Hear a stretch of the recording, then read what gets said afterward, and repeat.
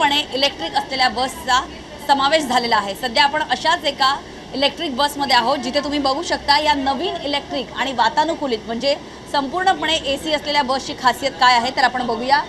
सर्वात महत्त्वाचं म्हणजे ही बस जी आहे ती जवळपास बसची लांबी जर बघितलं तर आपल्या रेग्युलर बसपेक्षा जास्त आहे आणि बसची एकूणच लांबी जी आहे ती 12 मीटर आहे। त्यामुळे जवळपास जास्तीत जास्त लोकांना जे आहे या बसमधून अगदी सोयीस्कररित्या आणि अगदी सुखरूपपणे जो आहे तो प्रवास करता येणार आहे। सिटिंग अरेंजमेंट जर बघितलं, आसन व्यवस्था जर बघितलं तर अगदी वेगळ्या पद्धतीची आसन व्यवस्था जी आहे ती आपण बघतो या ठिकाणी जी आहे ती करण्यात आलेली आहे। बसची लांबी रुंदी ही मोठी असल्यामुळे आसन व्यवस्था सुद्धा जी आहे ती मोठी ठेवण्यात आलेली आहे। खास करून बसचं जर आपण इलेक्ट्रिक ज्या पद्धतीने म्हणतोय की ज्यामुळे वातावरण जे आहे ते कुठल्याही प्रकारचं प्रदूषित होणार नाही आहे आणि इलेक्ट्रिक बस असल्यामुळे या बसमध्ये 24 तास जे आहे ते AC असणार आहे। त्याचबरोबर सुरक्षेच्या दृष्टीने जर आपण बघायला गेलं तर सुरक्षेच्या दृष्टीनं आपण इथे बघतोय की या ठिकाणी जे आहे ते पॅनिक बटन जे आहेत ते प्रत्येक ठिकाणी लावण्यात आलेले आहेत। फायर एक्सटिंग्विशर जे आहेत ते लावण्यात आलेले आहेत।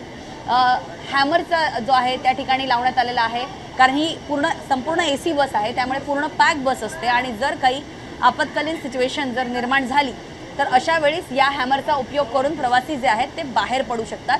त्याचबरोबर महिलांच्या सुरक्षेसाठी या बसेसमध्ये पॅनिक बटन सुद्धा लावण्यात आलेलं आहे।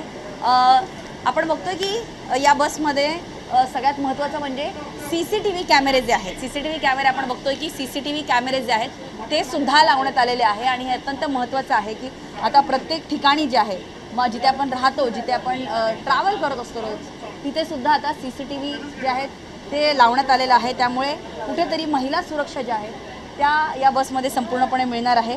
सगळ्यात महत्त्वाचं म्हणजे तर आपण बघतोय की गरोदर स्त्रियांसाठी जे आहे जे आरक्षित सीट्स असतात त्या तर ठेवण्यात आलेल्याच आहेत। मात्र या बसची खासियत ही आहे की ही बस जी आहे ती संपूर्णपणे इलेक्ट्रिक बस असल्यामुळे जेव्हा बस जी आहे ते एकदा फुल चार्ज केली म्हणजे पेट्रोल डिझेलचा तर प्रश्नच नाही पण एकदा जेव्हा ती फुल चार्ज केली जाईल इलेक्ट्रिकद्वारा तर जवळपास 357 किलोमीटर बस जी आहे ती धावणार आहे।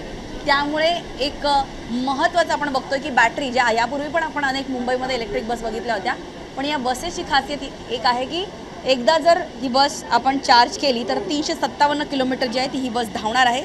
सगळ्यात महत्त्वाचं म्हणजे ते दिव्यांग आहेत, जे वृद्ध नागरिक आहेत, जे लहान मुलं आहेत त्यांच्या येण्यासाठी जे आहे ते अशी रोपची सुविधा जी आहे म्हणजे आपण डोर बघतो की डोर अतिशय मोठं ठेवलेलं आहे। अगदी जी दिव्यांग लोक असतील त्यांना चढण्यासाठी या ठिकाणी मोठं डोर जे आहे ते ठेवण्यात आलेलं आहे। त्याचबरोबर या ठिकाणी जे आहे ते पॅनल ठेवण्यात आलेलं आहे जेणेकरून जर कोणी स्ट्रेचरवरती असेल तर ते डायरेक्ट आतमध्ये त्यांना येता येईल। या व्यतिरिक्त आपण बघतोय की ह्या बस ज्या आहेत त्यांची आणखीन खासियत म्हणजे 150 बस या ताफ्यामध्ये सामील झालेल्या आहेत आणि या बसची कनेक्टिव्हिटी म्हणजे आपण एका बाजूला बघितलं की मुंबईमध्ये मेट्रोचं जाळं जे आहे ते पसरत चाललेलं आहे। त्याचबरोबर या ज्या नवीन इलेक्ट्रिक बस ज्या आहेत त्या बँड्रा, अंधेरी, जोगेश्वरी, कुर्ला अशा ज्या मेट्रोचे जाळं ज्या ठिकाणी पसरलेलं आहे कुलाबा, चर्चगेट या ठिकाणी या कनेक्टिव्हिटीला वाढवणाऱ्या बस आहेत। त्यामुळे मुंबईचं प्रदूषण कमी करण्यासाठी या बस महत्त्वाच्या असतील। मात्र फक्त वायू प्रदूषण नव्हे तर या बसला जो आहे ते जास्त मोठा आवाज नसल्यामुळे जे आहे ते बसचा एक ध्वनी प्रदूषण जे आहे ते सुद्धा कमी होणार आहे। त्यामुळे मुंबईमध्ये एका बाजूला आपण बघतोय की खूप धूळ पसरलेली असते, प्रदूषण वाढलेलं असतं। मात्र आता हे शहर जे आहेत ज्या शहराची दुसरी लाईफलाईन जी बेस्ट बस आहे ती अशी अपग्रेड स्वरूपामध्ये येते आणि त्यामुळे जवळपास 2 लाखपेक्षा नागरिक जे आहेत ते या बसचा नक्कीच फायदा घेतील आणि त्यांना या सोयीसुविधाने भरपूर असलेल्या बसमुळे जे आहे ते मुंबईमध्ये प्रवास करणं आता अधिक सुखकर होईल।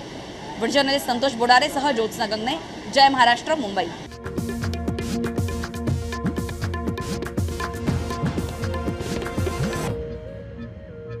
त्यांचं म्हणणं आहे की ही आत्महत्या